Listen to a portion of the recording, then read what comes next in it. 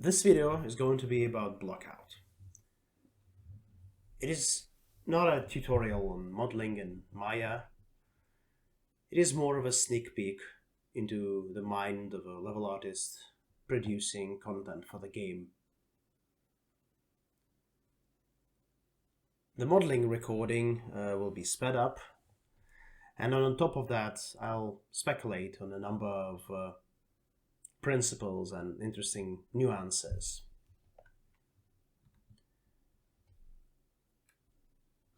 I try to start every scene in Maya by importing an image plane, importing a human for reference, and it's very important to have that 3D person in the scene. It allows you to have a good understanding of the proportions at all stages of modeling. Even when I'm chamfering the edges, I sometimes put the palm of this reference little man onto my corner to see how realistic the chamfer is. Not to mention the size of the doors and windows and other large proportions. I also have a meter cube in the scene, also for measurements, and my default grid is divided into meter by meter cells. I'm starting with adding primitives, and my goal here is to create as quickly as possible all the large elements of the architecture and stack them together. Once I've done that, modeling very roughly and judging mostly by the eye while constantly looking at the reference, I start to see errors in proportions and correct them, concurrently adding new elements, like smaller elements, that will allow me to better match the proportions and see where what I have is not matching the concept. In fact, the whole process of modeling a blockout from a concept is such an iterative process of correction of your own mistakes and omissions. It's about finding proportions, or in certain cases, solutions, when the concept's perspective contains omissions. When working with blockouts, it's good to remember that it's the foundation of all the work that follows.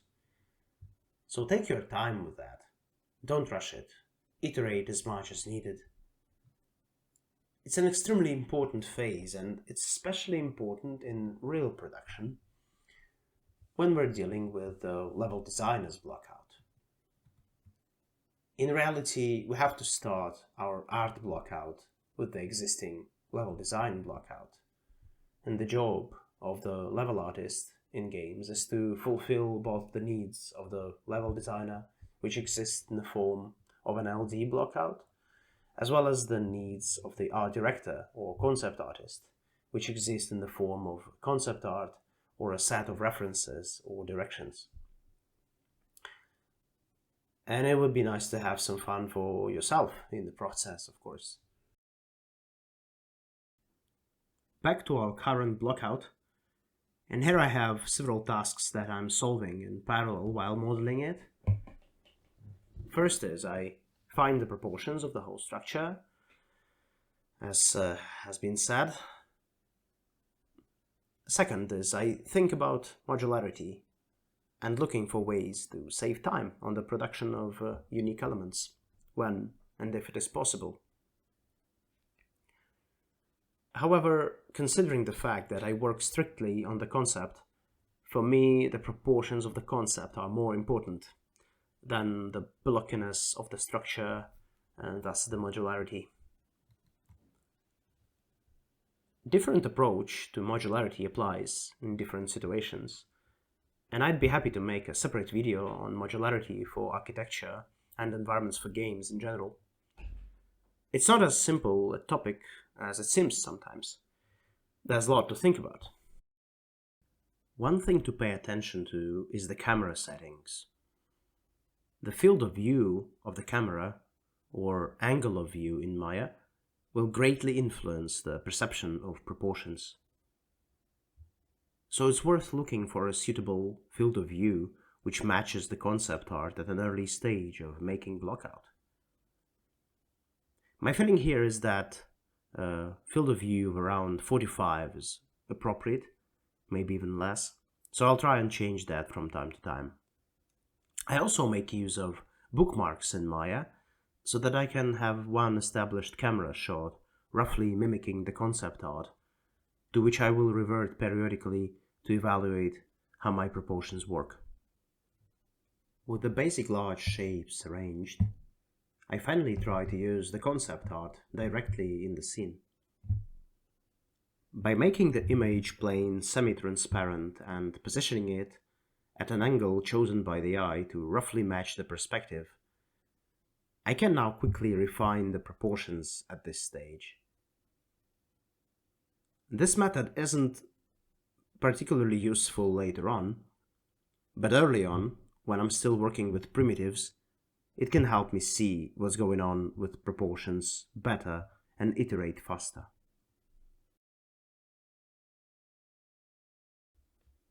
The blockout phase is the phase for mistakes. This is where we build to see mistakes. We're not afraid to make mistakes. We're experimenting as much as the situation allows, trying different options if time allows. But the finale of this stage must be something that is wholesome and accepted as truth. Accepted as something that, although simplified, is 98% reflective of all the major proportions as they will get to the final product. Let's say 70 to 80% reflecting all the medium proportions as they will reach to the final product. The big trouble that any level artist faces in real production is the fact that the art blockout is often not taken seriously enough. Other departments don't see it as important as it really is. It's hard for many people outside the art industry to see the final product through the simplistic shapes and grey materials. Unfortunately, teamwork will limit the smoothness of the transitions from one phase to the next. But it is something inevitable that you have to be prepared for and accept it with understanding and love for other people and their work. At this point, I will leave you alone with the modeling recordings, accompanied by a pleasant music. By Timecodes, you'll be able to find my further comments, which will appear periodically in this video.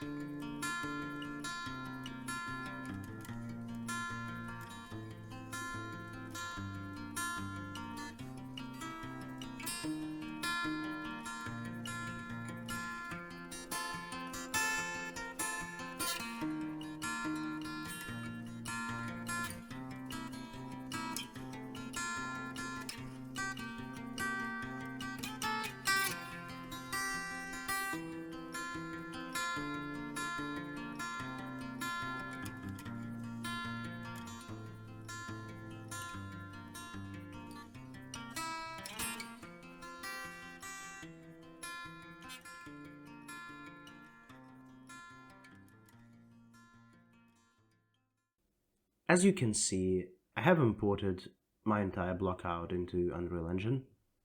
It's a very good practice not to stay too long in modeling software, but instead to constantly review how your architecture looks and works in the game engine.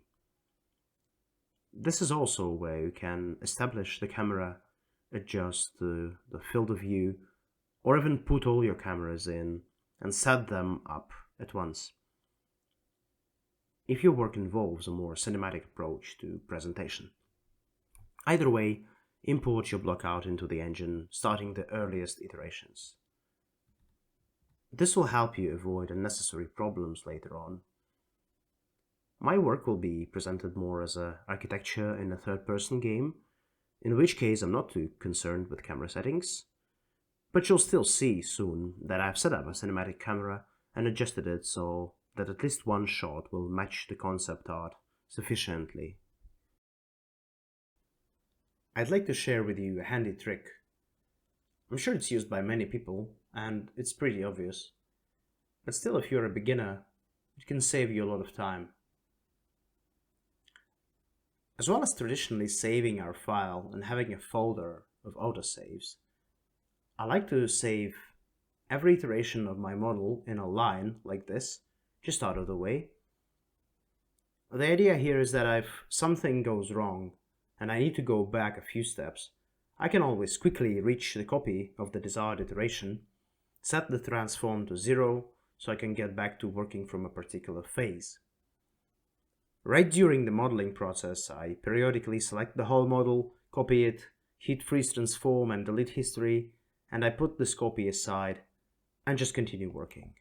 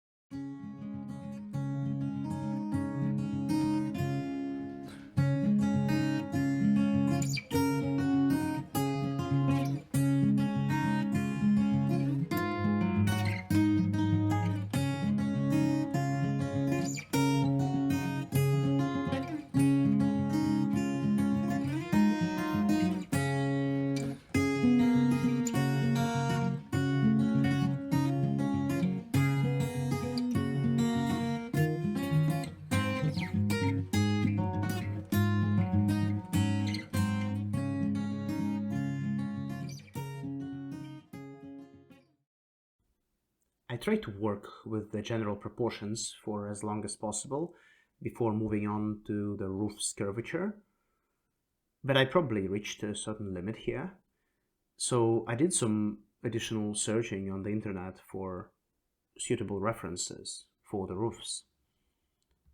I was interested in curved roofs in the European architectural tradition, not Asian, as our cottage seems to be inspired by mostly European architecture. And I managed to find a palace like this, and some logic I will try to take from here and mix it with what I have on the concept. One point worth mentioning at this stage is to describe the task we're aiming for from an artistic point of view. Since at the very beginning we decided that we will work in the style of realism, we will make realistic surface materials. We will also refine the details of the model in such a way as to convey a sense of reality, albeit in a fantasy universe. And as you can see, the concept art itself is not pretending to be photograph. It is an illustration. A significant degree of stylization is present in the design, as well as stylization happens as a consequence of his technique of execution. The artist did not seek to go into detail, he did not seek photorealism. It's not about that, right? Therefore, I see my task as finding a balance between architectural design and silhouettes given by the concept and photorealism that we strive for as the final genre in which my interpretation of the concept will exist. In particular, as a consequence of this thought, I will try to make the curves of the roofs as modest as possible, not as sprawling as they can be read on the concept in some places. I hope I'll manage to catch that balance and end up with the best of both worlds.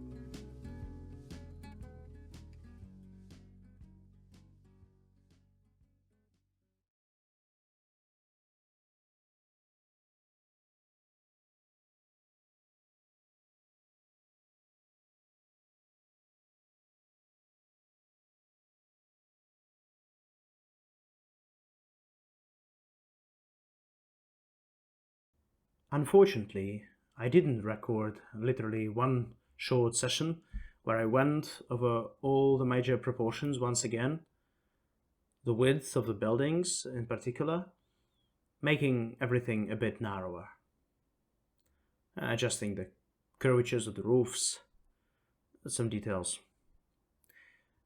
But starting this moment, I finally like the general proportions of my blockout.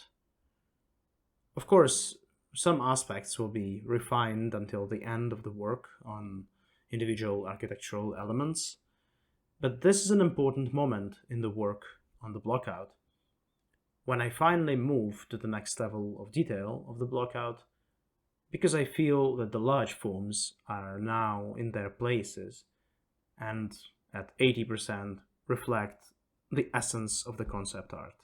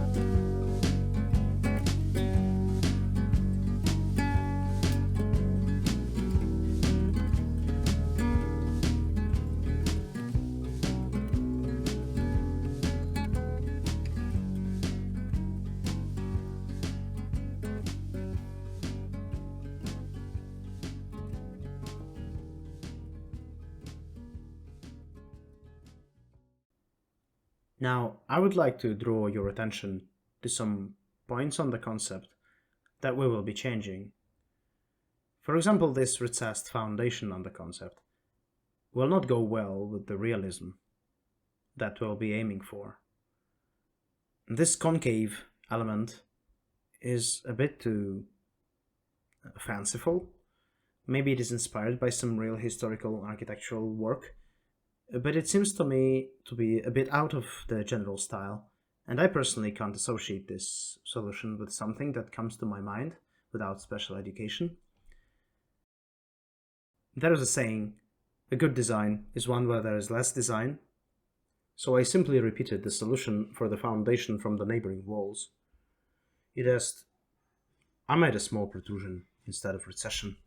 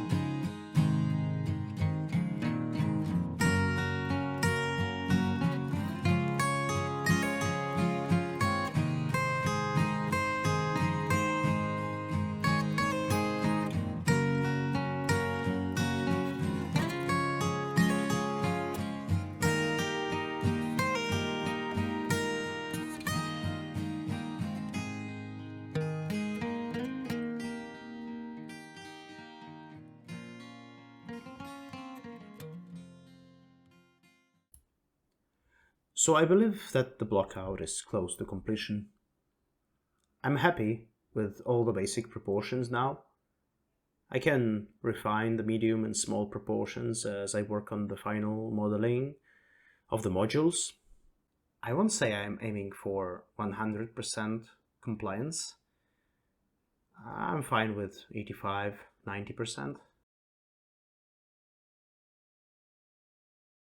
In the next videos, we will switch to Unreal Engine and talk about master material.